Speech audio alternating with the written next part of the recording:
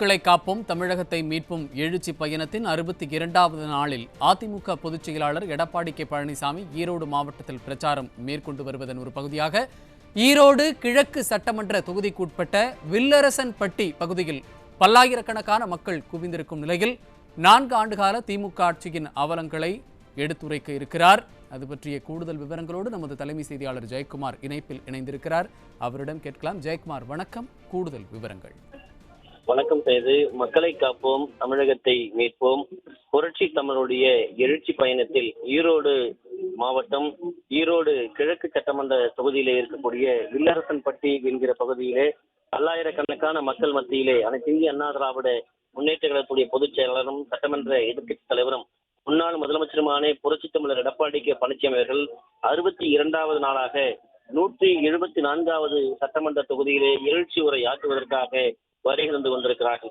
அனைத்து இந்திய அண்ணா திராவிட முன்னேற்ற கழக ஆட்சியிலே இந்த ஈரோடு கிழக்கு சட்டமன்ற தொகுதியை பொறுத்தளவிற்கு பல்வேறு மக்கள் நல திட்டங்கள் செய்து கொடுக்கப்பட்டிருக்கிறது.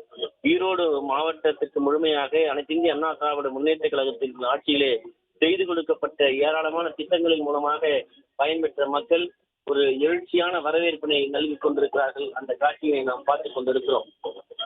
இந்த சிறப்பு பன்னோக்கு மருத்துவமனை அனைத்து இந்திய அண்ணா திராவிட முன்னேற்ற கழக ஆட்சியிலே 81 கோடி ரூபாய் மதிப்பீட்டிலே அமைத்துக் கொடுக்கப்பட்டது.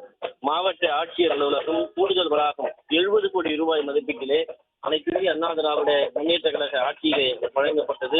அதே போன்று ஈரோடு 4 ரோடு என்கிற அந்த பகுதியிலே வணிக வளாகம் 16 கோடி ரூபாய் மதிப்பீட்டிலே அமைத்துக் கொடுக்கப்பட்டது.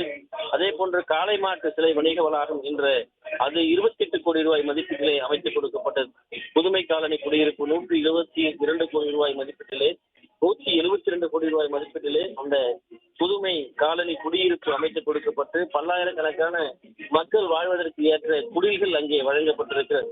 அதே போன்று அழகரசன் சத்யா நகர் குடியிருப்பில் 800 வீடுகள் 100 கோடி ரூபாய் மதிப்பீட்டிலே அனைத்து இந்திய அண்ணா திராவிட முன்னேற்ற கழக ஆட்சியில் செய்து கொடுக்கப்பட்டது. அதே போன்று புதிய பேருந்து நிலையம் 42 கோடி ரூபாய் மதிப்பீட்டிலும், காவேரி பாலம் 16 கோடி ரூபாய் மதிப்பீட்டிலும், ஊராட்சி கோட்டை கூட்டு குடிநீர் திட்டம் 484 கோடி ரூபாய் மதிப்பீட்டிலும், கனிமார்க்கெட் பகுதியிலே 52 கோடி ரூபாய் மதிப்பீட்டிலே உருவாக்கி கொடுக்கப்பட்டது.